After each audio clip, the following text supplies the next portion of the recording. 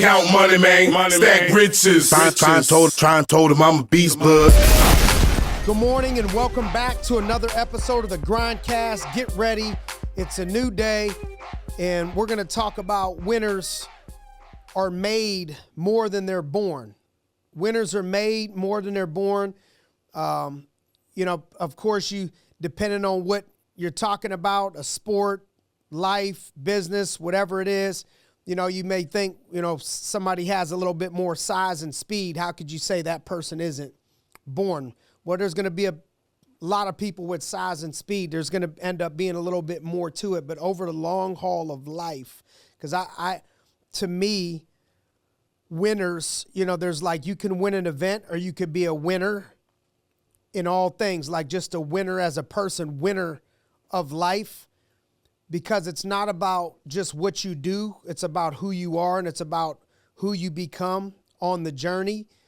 Meaning, just because you win a race in track don't mean necessarily that you're a winner, right? So winners rise above adversity, over time. You're going to have moments on your journey, no matter what it is. I've had an opportunity to mentor and go alongside of a lot of people that have risen from essentially nothing.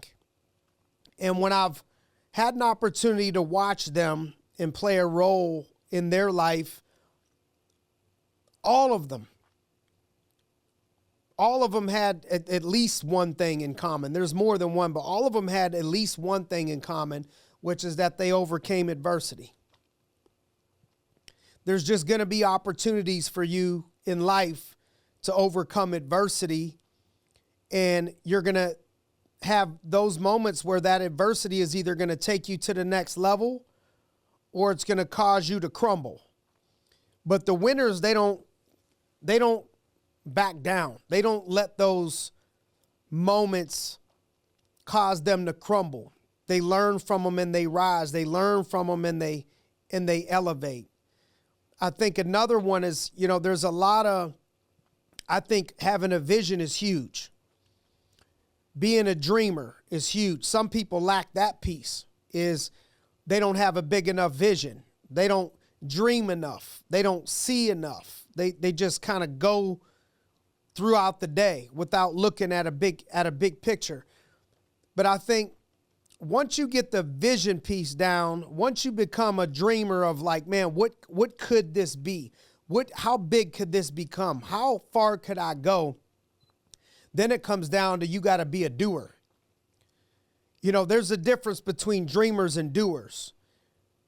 The doing part, that's a lot tougher than the dreaming part. The doing part creates the dream. It makes the dream possible. And so the doer is the person getting up on a weekly basis, daily basis, putting in the work, doing the things that necessarily they may not feel like doing. And I think when you're talking about winning, we got to look at every obstacle as an opportunity. And I think it makes sense to us when you're mentoring and coaching and talking to other people, right? So if you're coaching somebody right now in whatever walk of life you're in, and you say, they're going through an obstacle, they have an obstacle that they need to overcome, I think it's normal for you to explain how that obstacle is going to create an opportunity for them, how that obstacle is going to make them better, how that all the opportunities in it. I think what's harder, though, is taking your own advice. As when it's your turn to hurdle that obstacle, when it's your turn to overcome that obstacle, can we give ourselves the exact same advice that we would give to somebody else and remind ourselves this is an opportunity? A lot of the times, what I've tried to bring up that I've learned is, what does this make possible?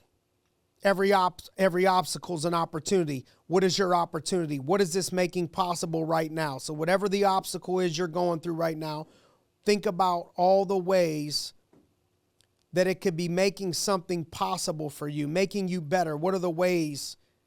Look at the possibilities. Look at the opportunities in it. A winner's mindset this isn't something that you're born with. You might be born with size and speed, but the mindset, that's not something that everybody's born with. That mindset, to me, it got me, Josh. The thing's back. I'm fighting with this big old horsefly. If we got to take a pause, we're gonna get this thing on live if we have to. We're gonna get him. All right. So, but here he is. Let me get this. I'm gonna get the magazine. But a winner's mindset isn't something. Josh, I saw him over here somewhere.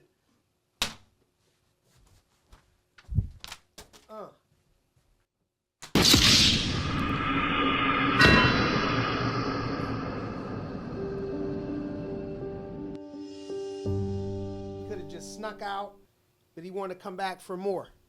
Winner's mindset isn't something that they're necessarily born with.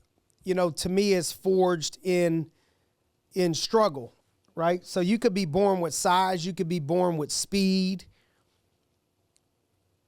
but you're not born with the mindset, I don't think. I think that mindset to go to these other levels is like a warrior mindset. And the thing about it,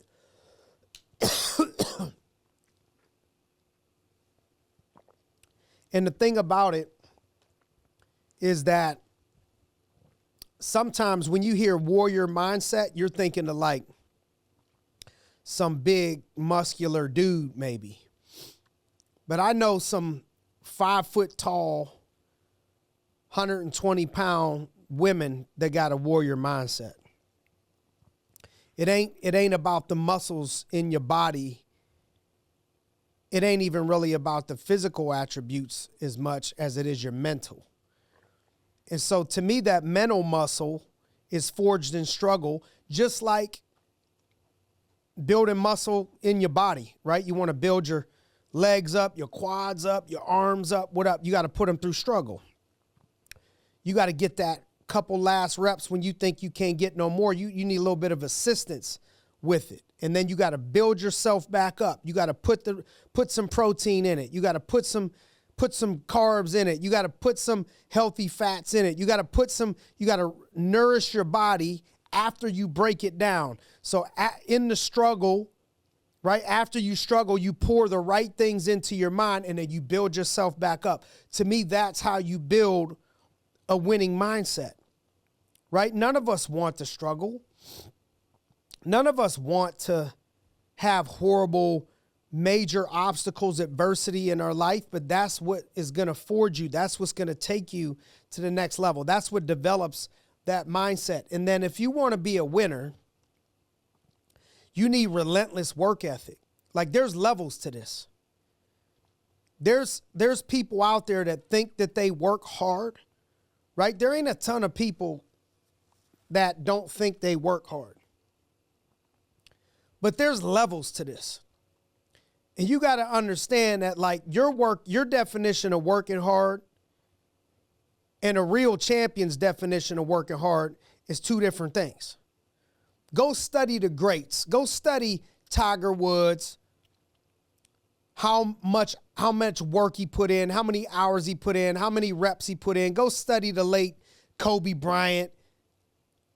Hearing about him at the gym at 5 o'clock in the morning already, shooting, sweating, all that stuff. Like go look into the real greats, and you're going to find more often than not a relentless work ethic. Now, those are sports analogies. Now, this is the same thing in business and in other areas of life.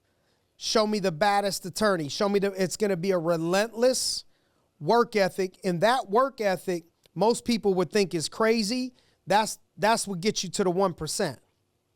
That level of sacrifice, that level of work ethic. And so I would just really stop and do an analysis and say, all right, if you think you're working hard, how hard, like compares to who? Compares to what? To the greatest? To the best? Or to like average people, because you can't compare yourself to average people if you want to be up there with the winners. You can only compare yourself to the greatest. And so I think you have an opportunity every time you want to elevate is who are you comparing yourself to bring yourself the real reality of how hard you need to work. Are you comparing yourself to the best person in your industry, the best person in your business, the best person around you? Have you studied what they do on a weekly basis, daily basis, the work ethic that they're putting in, that they have put in? And are you comparing yourself to that, or are you comparing yourself to average and you're telling yourself you're working hard? You've heard it before.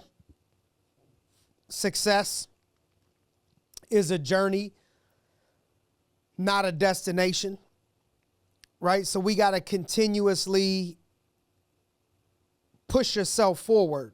And I think I've watched, have you watched people that have had success and then all of a sudden they lose it? They have success and then all of a sudden they lose it. It's usually because they have a destination in their mind. Like, once I do this, or once I hit this, then I'm going to chill out. Then I'm going to do, and there's nothing wrong with that. But to me, the highest levels of success, you got to push that finish line back. You got to give yourself that next challenge, because you're either growing or you're dying. That's why it's a journey. You got to just embrace it as like, this is just what we do. This is our lifestyle. And to get real growth, you got to push yourself beyond your limits.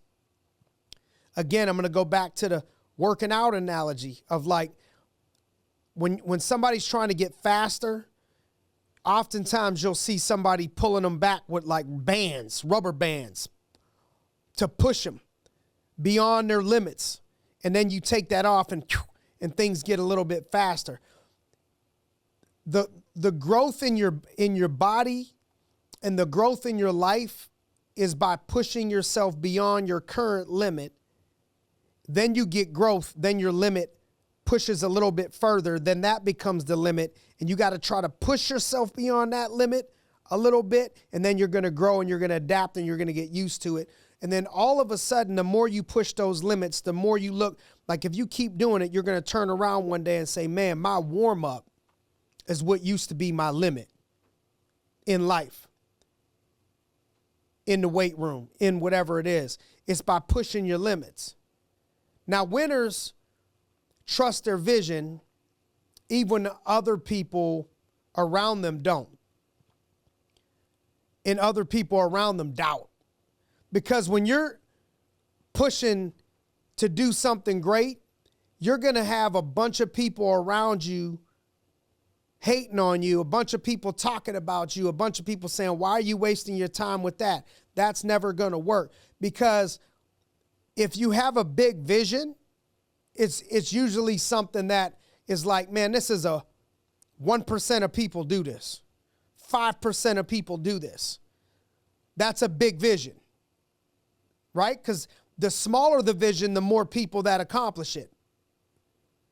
So if you have a size of a vision that's big, that means less people accomplish it. That's a 1% vision. That's a 5% vision. Well, guess what? The other 95%, they're looking at you like you're crazy if you want to go after that top 5%. Because people are usually separated by the way that they think and the way that they work. And so the way that you think and the way that you work are going to be a lot different than average people when you're pushing to be great. And so if you listen to the noise and you listen to the voices from the people saying you can't do that, that's crazy. Why would you go try to do that? Why would you accomplish that? Why would you take that risk? Why would you do these things? It's because you have a big vision and you'll match it up with some big work ethic, and people that don't get into that top 1% of whatever it is, not just financially, top 5% of whatever it is, it's usually because of the way that they think and the way that they work. And so when you think a certain way and you work a certain way, to the outside world, they're like, man, you're crazy. This is nuts. Why are you doing that? That got to be wrong. It's because it's abnormal. Just by sheer numbers and data, if it's 5%, that means the other 95% ain't working, ain't thinking the way you working and thinking. And so what you think they're going to think about you? Now, the danger is this is family members, this is friends. And that's why you got to watch the company you keep and the people you listen to. You got to be hanging around people that are on the same mission, that work like that think like that if you want to go to the next level. But ultimately, you can't be relying on external validation. Other people, I want other people to say, they support me. I want other people to say they believe in my dream. It ain't their dream, it's your dream. And if you don't learn to go out step out on your dream, your vision, you're going to always be held down by what other people's thoughts are. The key to a big vision and to keep on pushing is your vision got to be fueled by a purpose that's bigger than yourself. Who are you doing this for? Who are you trying to impact? Because that purpose pushes you even when the motivation fades. There's going to be times on your journey, there's going to be times in your struggle, in your grind, in your process, there's going to be times in there where the motivation isn't there. That's why you got to lean on that purpose. That's why that purpose, that why statement, that mission, it got to be so big that it gets you up when you don't feel like it. It gets you up more times than you fall down because it's so big. You got to act on the purpose even when the odds are stacked against you. Winners, I think people think sometimes that the people they see winning, that they don't feel any fear. That's not true. Winners feel that fear. Everybody ends up having some of that fear and feel some of that. The winners act themselves into feeling anyway. The winners act on it anyway. They keep pushing. Fear is a sign that you're at the edge of breakthrough. Fear is a sign that you're pushing yourself outside of that comfort zone. And it really, the best way to develop the confidence to overcome that fear is to work. And the winners work when nobody's watching. Are you working hard when nobody's watching? Are you putting in the work when nobody's watching, when nobody's clapping for you? If you need people to hold you accountable, I'd love to have, it's good to have people to hold you accountable, but you shouldn't need it. It's good to have people to meet you at the gym, but you can't need it. You got to have that purpose, something fueling you that you can attach to that, because you got to be able to work when nobody's watching. If we want to win, we got to eliminate distractions.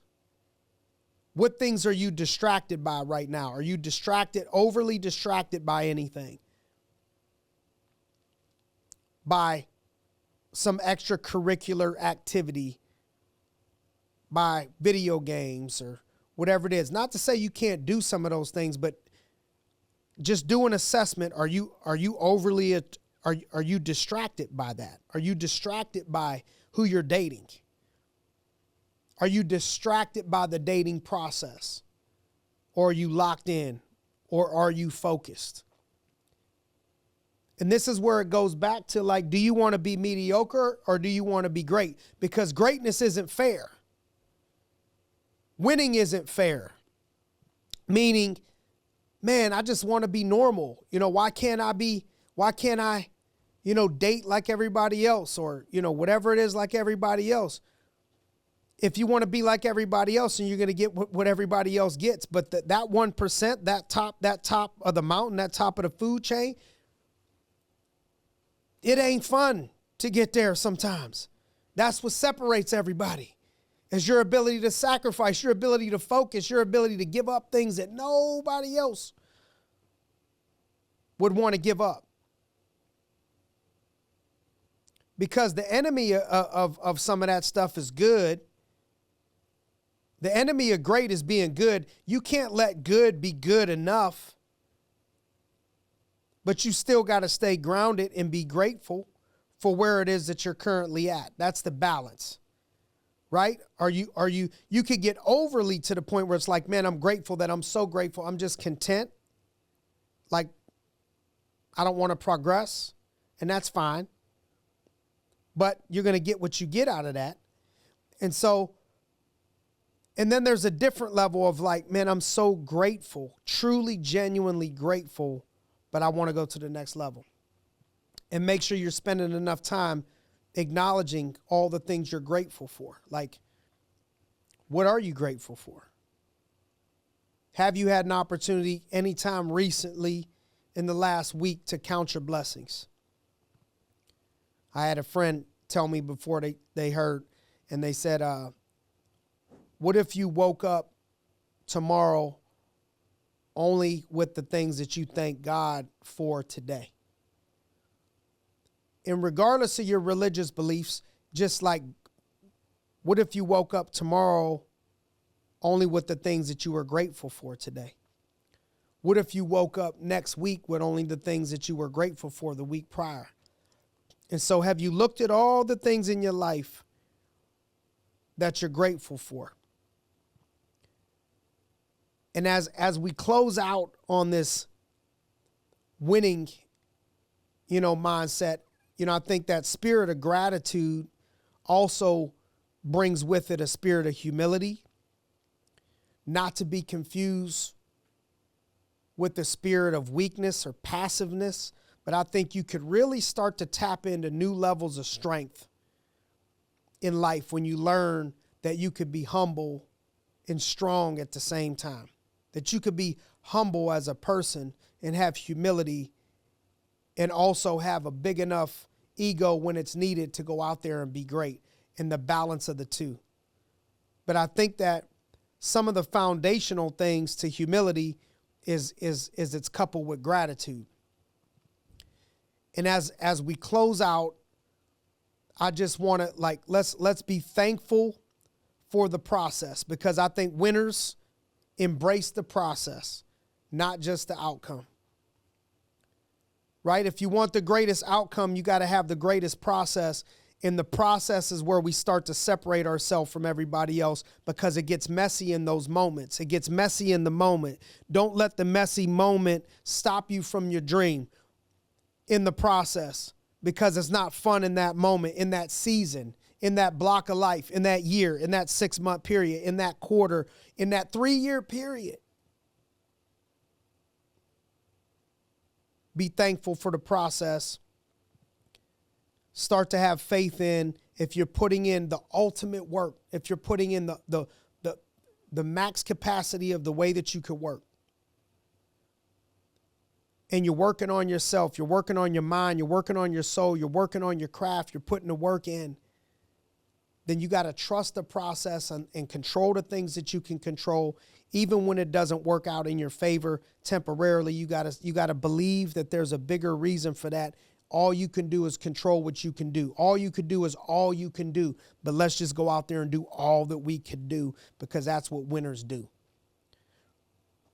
So if there's anybody out there that you think we could help with this message, if there's anybody out there that you think could benefit from this message, let's not be selfish. Let's take 10 seconds out and share this message with somebody out there that you think we can impact their life. And as always, we're grateful. In the spirit of gratitude, we're grateful for the time that you've invested into spending with us here on the GRINDcast. Get ready. It's a new day, and we're looking forward to talking to you next week. Let's get it.